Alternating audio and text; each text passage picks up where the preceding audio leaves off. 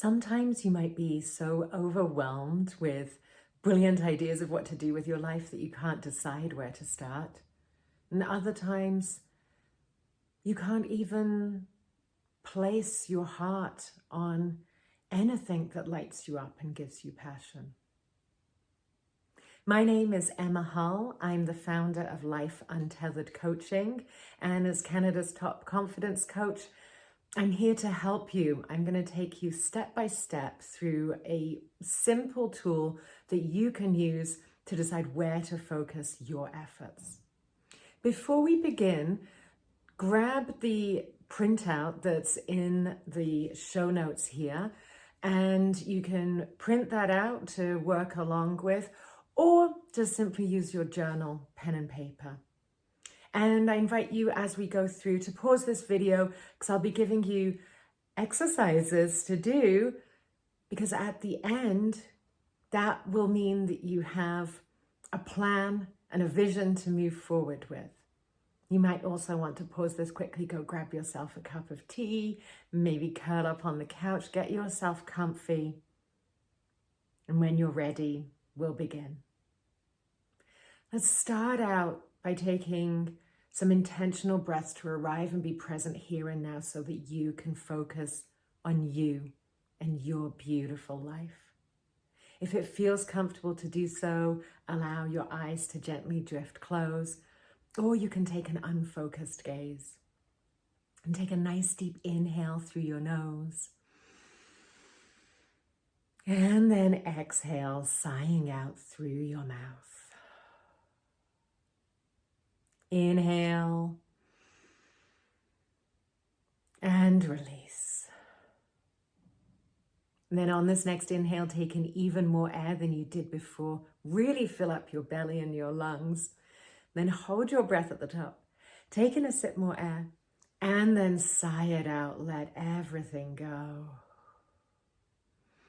Keeping your eyes closed. Take any movements that feel good in your neck and your shoulders. And then let your breath return to its natural pattern. Doesn't that feel good? You can use that exercise anytime, anywhere that you would like to reset. That's my little extra bonus free gift to you.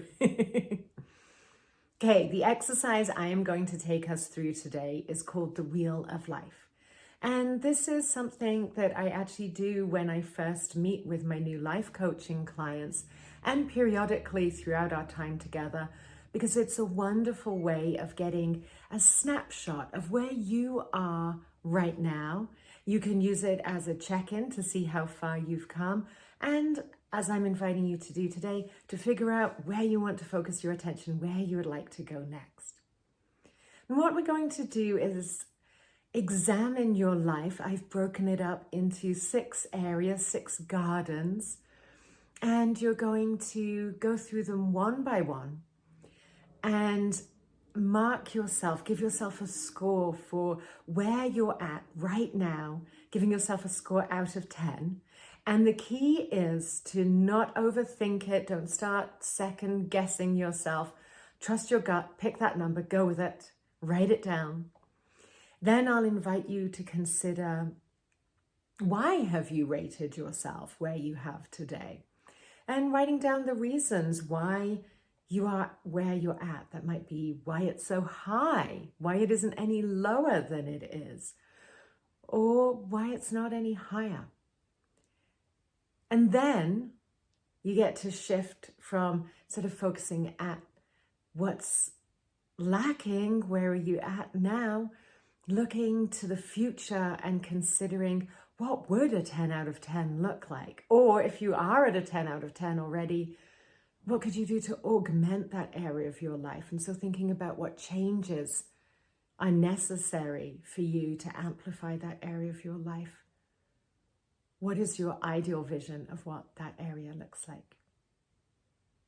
All right, so we're going to go through these areas one by one. Are you ready? Trust me, you got this. The first area we're going to consider is your physical well-being. And when I talk about your physical well-being, I am talking about your body, your relationship to your body, any physical pain that you're in, also your ability to do the things that you would like to do. Is your body able to do what you ask of it? How are your energy levels? Do they fluctuate throughout the day? How's your sleep? What do you think about your physical appearance? Thinking about all things in the physical realm, take a moment, trust your gut, and give yourself that score out of 10. How do you rate your level of satisfaction with your physical well-being here and now in this moment? Not yesterday, not tomorrow, now. Okay. Why have you rated yourself where you're at? And take a few moments to jot down some ideas of why you've rated yourself that particular number in this moment for your physical well-being. And pausing to do that and then hitting play again when you're ready. Joining me back to now, fast forward, thinking about what a 10 out of 10 looks like for you physically. Thinking about what would be different. Don't be restrained by reality here. Allow yourself to go to that 10 out of 10. And often people will say, oh, a 10 out of 10 is not possible, perfect's not possible. Imagine if it was. If you could have anything, what would it be? Beautiful. Pause, take your time to do that, and then returning, ready to move on to the next area. So we covered your physical well-being. Your next area is your emotional well-being. And here I'm talking about your ability to recognize your emotions, your ability to manage your emotions, and also your ability to ask for and receive help. So giving yourself that rating out of 10, where are you at today with your emotional well-being? And then hit pause, write out why you have rated yourself that particular score right now. Ready to go on to your 10 out of 10 version of emotional well-being? Think about what changes need to happen to get to a 10 out of 10. What would you like to be different in an ideal world? And then join me back again when you're ready to continue with the next area. We've covered physical and emotional. The next garden you get to cultivate is your relationships. And this definitely is a big garden. This is all of your relationships with humans. That's your immediate family, your extended family, your romantic relationships, your friends, your social circle, your colleagues. Thinking about your level of satisfaction with your relationships. Do you spend enough time with people? Maybe there's some people you spend too much time with. Do those relationships add or take away from your energy? Do you feel like you're giving more than you're receiving, or perhaps receive more than you give? How is the quality as well as the quantity of your relationships? So jot down your score out of 10, rating yourself for your level of satisfaction with your relationships. And then diving into why have you rated yourself that way? And then when you're ready to move on, I'll be here waiting for you. Great, so you know why you're at where you're at. What does your ideal relationship world look like? Thinking about, if anything were possible, how much time would you spend? Who would you spend it with? What would you feel like in those relationships? Take your time to write out your 10 out of 10, your perfect version, and I'll be ready to move on to our fourth garden together. The fourth garden that we're going to examine is your life path. For some people, this might be your career, or perhaps it's your retirement plans, or maybe it's your life plan. This is all about your level of satisfaction with your purpose, your fulfillment, knowing that you have a direction and that the way that you spend your time lifts you up, fills your heart, fills your needs. Feeling that you fit into some sort of bigger picture. How do you rate your level of satisfaction today with your life path? Give yourself that rating out of 10. And then, why have you rated yourself that way? And once you've completed that examination of why you're at where you're at, turn your attention to the future and think about, what does a 10 out of 10 look like for you, for your life path? The next area we're going to look at in your garden is your financial well-being. And this covers a number of different aspects. So certainly, yes, how much money you have. Do you have the financial, fiscal resources to do the things that you would like to do? Also, your level of satisfaction with your ability to budget and to be aware of your income and expenses and your money story. How do you feel about money? And how do you feel about how you feel about money?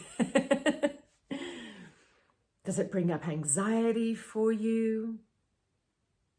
Where does that story come from? All of those things, thinking about your rating right now for your level of satisfaction with your financial health, writing that number down, your rating out of 10, and then having a little stroll through the garden and examining, why are you at that rating right now?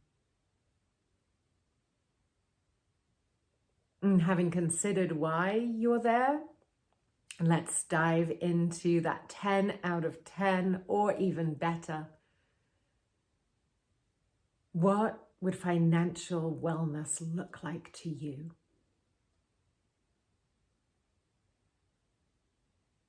Our final garden to examine together is your environment. And this really is about the things that surround you.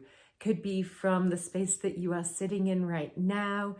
Do you like the furniture? Is it cluttered or uncluttered? Do you like your home, your level of satisfaction with your neighborhood, your vehicle, your clothes, your possessions, the province, the country? How do you feel about your environment? And rating your level of satisfaction with your environmental wellness out of 10. And then jotting down, why have you rated yourself at that particular number at this moment in time?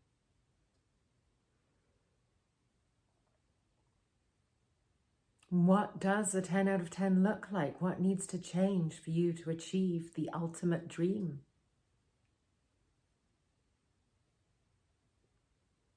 So you've taken a stroll through the gardens of your beautiful life. Take a moment to take a nice deep inhale here.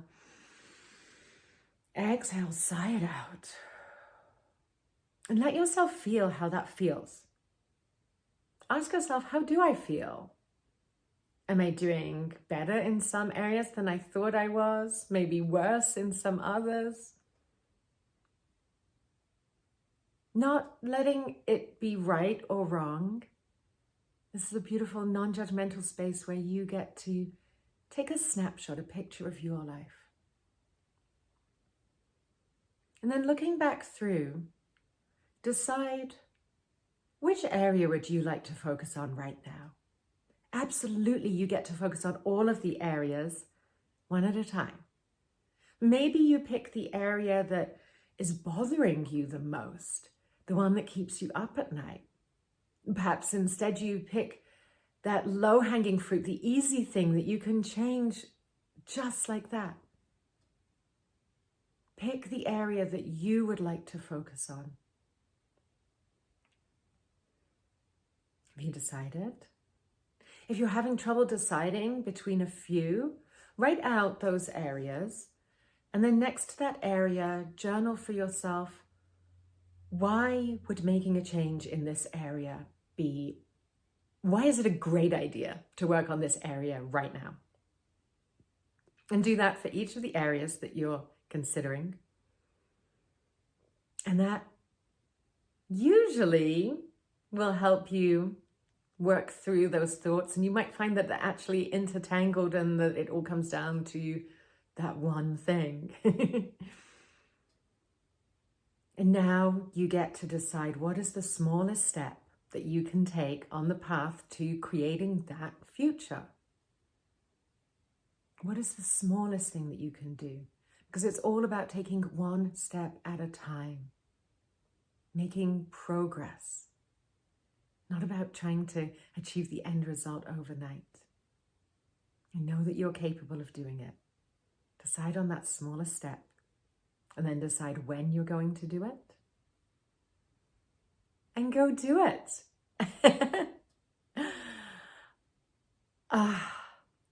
Thank you for joining me for this Wheel of Life exercise.